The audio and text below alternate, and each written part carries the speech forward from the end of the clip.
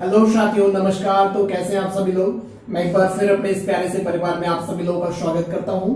और आज हम लोग बहुत ही इंटरेस्टिंग चीजों पे डिस्कस करने वाले हैं। और वो चीजें क्या होती है, मैं उन चीजों को बता दूं आपको। काफी सारे स्टूडेंट्स को ये समस्या आती है। मैंने सोचा कि आप लोगों को ये चीज करवा दूं। और ऑलरेडी वैसे भी आपकी जो शीट आपको प्रोवाइड करवाई गई थी ज्योमेट्री की 300 क्वेश्चंस वाली, उसमें भी ये आपके क्वेश्चन है 105 नंबर के क्वेश्चन के ऊपर आपके ये आने वाले थे।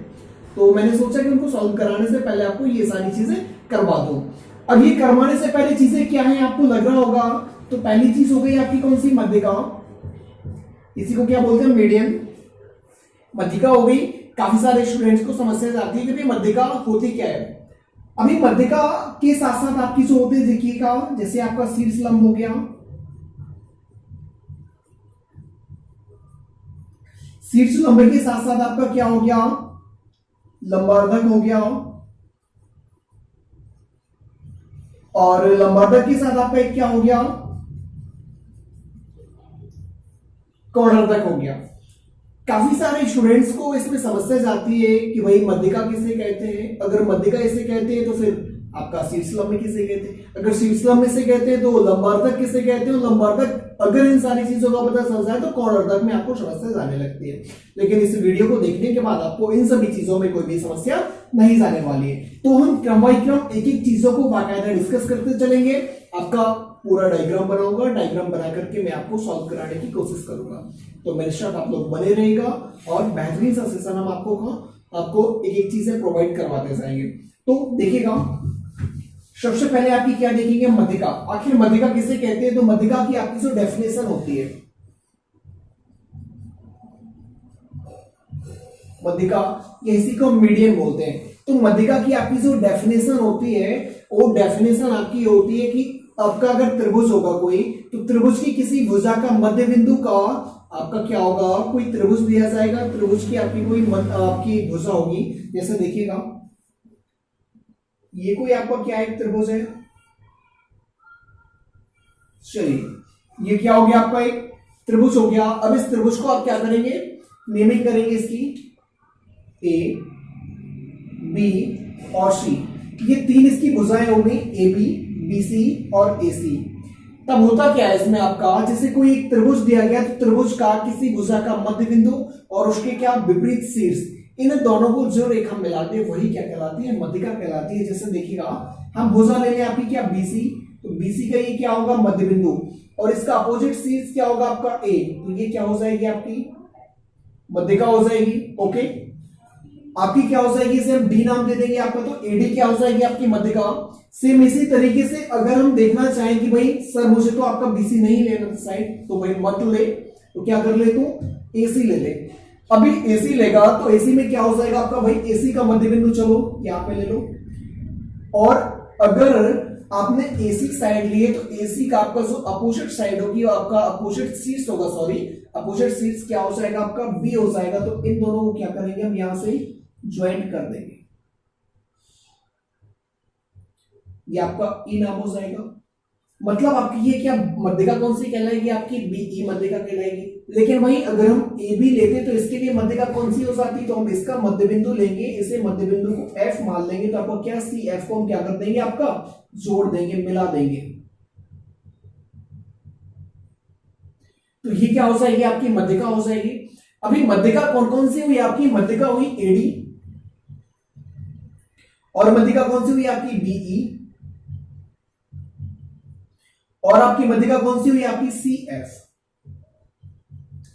तो समझ क्या आया, एक त्रिभुज में अधिकतम मध्यिकाएं कितनी हो सकती हैं, आपकी 3 मध्यिकाएं हो सकती हैं। मध्यिका क्या कहलाती है, आपकी कोई भी शीर्ष हो, शीर्ष के आपके सामने वाली भुजा की मध्य बिंदु से मिलाने वाली आपकी जो रेखा होती है वो हमारी क्या कहलाती है, मध्यिका कहलाती है।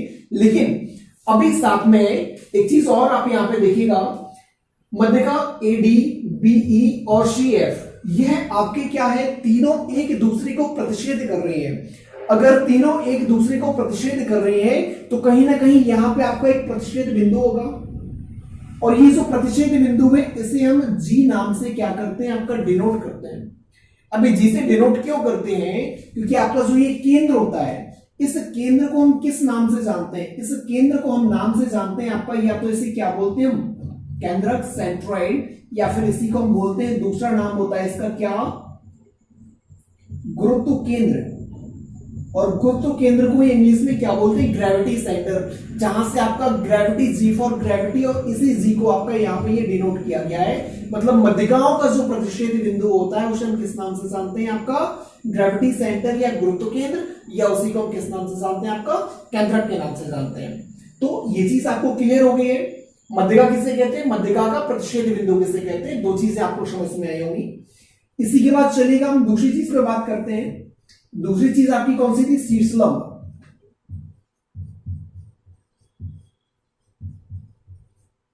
चलिए अभी शीर्षलंब की बात करते हैं। तो शीर्षलंब किसे कहते हैं, शीर्षलंब का मतलब यह होता है किसी त्रिभुज की आपका शीर्ष होगा तो शीर्ष के विपरीत आपकी जो भुजा होगी उस पर डाले गए लंब को हम क्या कहते हैं, शीर्षलंब कहते हैं। कैसे, देखिएगा ये आपका एक त्रिभुज है,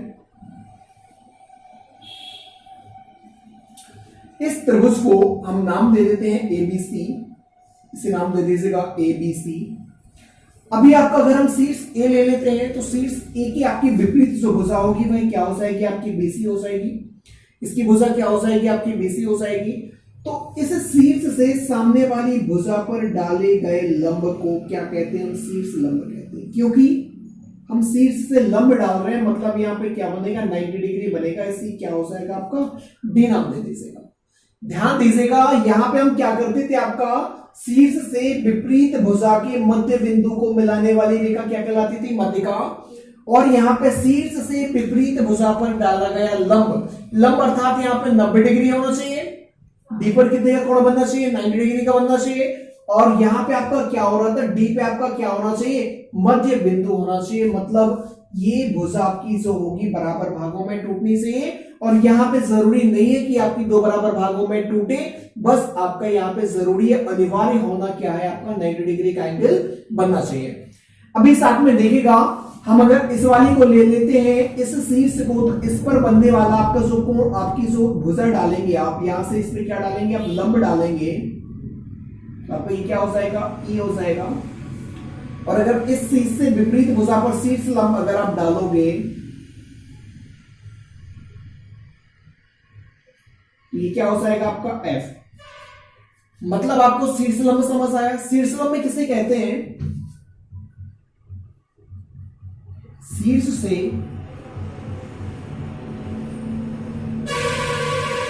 विपरीत भुजा पर डाला गया लंब क्या कहलाता है, आपका शीर्ष लंब कहलाता है। मतलब यहां पे भी आपका 90 डिग्री बनेगा, यहां से डालेंगे तब भी 90 डिग्री बनना चाहिए। बराबर भागों में टूटे भुजा या न टूटे हमें कोई मतलब नहीं है। और इसे आपका ये क्या कहलाएगा, आपका एफ कहलाता है। इसे क्या हो जाएंगे, हमारे ये शीर्ष लंब हो जाएंगे। ओके, तो अब जल्दी से इसे नोट कर लीजिएगा। इसके बाद हम क्या बढ़ते हैं आगे। चलिए एक चीज और यहां पे समझ में आती है, आपकी शीर्ष लंब आपके ये हो गया, ठीक है। शीर्ष लंब होने के साथ साथ आपके जो ये तीनों शीर्ष लंब दिए गए हैं, ओके, जल्दी आप लोग ये नोट कर लीजिएगा। फिर इसके बाद हम आगे बढ़ते हैं। देखिएगा जब तक इंक फिल कर ले। चलिए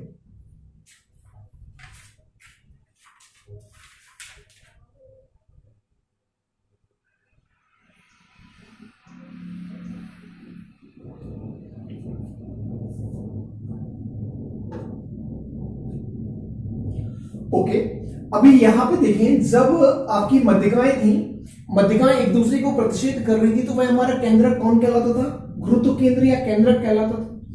यहां पे हमारा जो मध्यिकाएं हैं, आपके जो शीर्ष लंब है, शीर्ष लंब भी तो एक दूसरे को प्रतिच्छेद कर रहे हैं। और यह प्रतिच्छेद करने वाले बिंदु आपका जो होगा यहाँ पे, इस प्रतिच्छेद करने वाले बिंदु को हम किस नाम से जानते हैं, आपका लंब केंद्र के नाम से जानते हैं। किस नाम से जानते हैं, आपका लंब केंद्र के नाम से जानते हैं। और ये हमारा क्या कहलाता है, लंब केंद्र कहलाता है। अब इसी के साथ चलते हैं हम। आपको पहली चीज मध्यिका समझ में आ गई, दूसरी चीज आपको शीर्ष लंब समझा दिया गया है। इसी के साथ तीसरी चीज देखिएगा, आपका तीसरी चीज और क्या थी, आपकी मध्यिका हो गई थी, शीर्ष लंब हो गया था। अब इसके बाद आपका क्या था, लंबार्धक। चलिए, तो लंबार्धक क्या कहलाता है, लंबार्धक का मतलब होता है ऐसी भुजा जो किसी भुजा को दो बराबर भागों में बांटे, साथ ही आपका क्या बना है, 90 डिग्री का कोण बना है, वह हमारा क्या कहलाता है, लंबवर्धक कहलाता है। जैसे आप एक त्रिभुज ले लीजिएगा, ये हमारा त्रिभुज हो गया, इसे हम डिनोट करते हैं ए, बी और सी। तो लंबवर्धक आपने बचपन में पढ़ा था, 10th क्लास में बहुत ज्यादा यूज किया आपने लंबवर्धक। जब आप क्या बनाते थे, एक परिवृत्त बनाना आपको होता था, तभी आप क्या लंबवर्धक लेते थे। और लंबवर्धक का मतलब होता है जो आपकी भुजा है इसे दो बराबर भागों में तोड़े, साथ ही आपका 90 डिग्री का कोण बने। तो देखिएगा यहाँ पे आपका मध्य बिंदु यहाँ कहीं दिखाई दे रहा, तो यहाँ पे क्या करेंगे, हम एक भुजा खींचेंगे, तो यहाँ पे क्या करेंगे, आपकी 90 डिग्री का एंगल बनाएंगे। अब यहाँ पे ये जरूरी नहीं है कि आपका जिस तरीके से यहाँ पे 90 डिग्री का एंगल बनता था, तो ये क्या किसे छूनी चाहिए थी, आपकी शीर्ष को। यहाँ पे ऐसा जरूरी नहीं है, केवल लंबवर्धक होना चाहिए। ये भुजा अगर आप आगे बढ़ाओगे तो यहाँ पे कहीं से ये आपकी निकल जाएगी, तो ये क्या हो जाएगा, आपका सामने वाले का लंबवर्धक हो जाएगा। अभी आप अगर क्या देखेंगे, इस वाली भुजा पर अगर आप क्या डालेंगे, एक लंब डालेंगे, कौन सा, लंबवर्धक, तो यहाँ पे कहीं आपका ये होगा, देखिएगा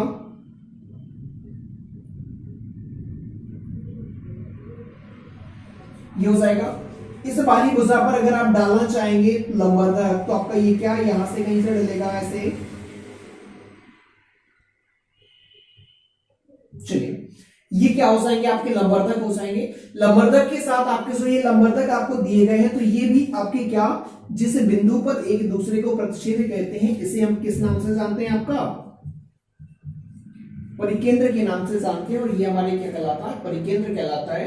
आपसे सीधा सीधा क्वेश्चन पूछा जाता है, एसएससी में ऑलरेडी 2017 में पूछा गया था, आपके सीएचएसएल में पूछा गया था कि बताइए आपका कोई जो त्रिभुज होता है, त्रिभुज के लंब, आपके जो त्रिभुज का लंबवर्धक होता है, सॉरी त्रिभुज की जो लंबवर्धक होते हैं, एक दूसरे को जिस बिंदु पर प्रतिच्छेद करते हैं, उस बिंदु को हम किस नाम से जानते हैं, बस किस नाम से जानते हैं, हम आपका परिकेंद्र के नाम से जानते हैं। ओके, आपका लंबवर्धक हो गया। लंबवर्धक के बाद हम चलेंगे आपका कोणर्धक पे। तो देखिएगा कोणर्धक किसे कहते हैं,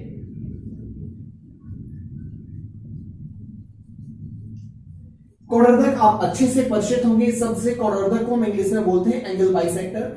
अगर इसे आप एंगल बाइसेक्टर बोलते हैं, मतलब कोई भी आपका कोण होगा उसे दो बराबर भागों में आपको क्या करना पड़ेगा, बांटना पड़ेगा। जैसे आपका ये त्रिभुज है, यहां पे आपका ए, बी और ये क्या आपका सी दिया गया है। अभी यहाँ पे आपका एक एंगल बन रहा होगा, यहाँ पे आपका एक एंगल या कोण बन रहा होगा, यहाँ पे आपका एक एंगल या कोण बन रहा होगा। तो एक ऐसी भुजा जो किसी कोण को दो भागों में बांटे, चलिए इसे अगर हम बांटेंगे तो आपका ये कोई भुजा ऐसे निकलेगी। यहां से अगर हम बांटेंगे तो आपकी कोई भुजा ऐसे निकलेगी, क्योंकि भाई एंगल को तो हमें दो बराबर भागों में बांटना है ना, भी दो बराबर भागों में टूट जाएगा। जैसे हम सी को अगर दो बराबर भागों में बांटेंगे तो ये क्या कहलाएगी, आपकी कोणार्धक कहलाएगी। ये जो भुजा होती है ये क्या कहलाती है, हमारी कोणार्धक कहलाती है। अभी जब हमारे तीनों कोणार्धक मिल जाते हैं, तो तीनों कोणार्धक कहीं ना कहीं एक दूसरे को किसी बिंदु पर प्रतिच्छेद करते हैं, और ये प्रतिच्छेद करने वाला बिंदु हमारा किस नाम से जाना जाता है, इसे हम जानते हैं आपका अंतःकेंद्र के नाम से। किस नाम से जानते हैं, आपका अंतःकेंद्र के नाम से इसे हम जानते हैं। तो आप लोगों को क्या एक एक चीज समझ में आई है, चलिए इसे हम एक बार रिवीजन और करवा देते हैं आपको, ये नोट कर लीजिएगा।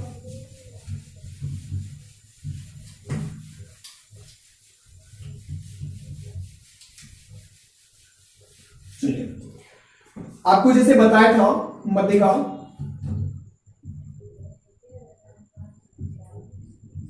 मध्यिका के बाद आपको पढ़ाया था शीर्ष लंब। शीर्ष लंब के बाद आपको पढ़ाया लंबवर्धक। लंबवर्धक के बाद मैंने आपको समझाया कोणार्धक। ओके, आपको चार चीजें मैंने समझाई हैं। अभी देखिएगा मध्यिका किसे कहते थे, शीर्ष प्लस भुजा का मध्य बिंदु। क्या होता था, शीर्ष प्लस भुजा का मध्य बिंदु होता था, और इसे हम किस नाम से, आपकी जो प्रतिच्छेद बिंदु हुआ करता था, किस नाम से जानते थे, या तो इसे हम केंद्रक बोलते थे या इसे किस नाम से जानते थे?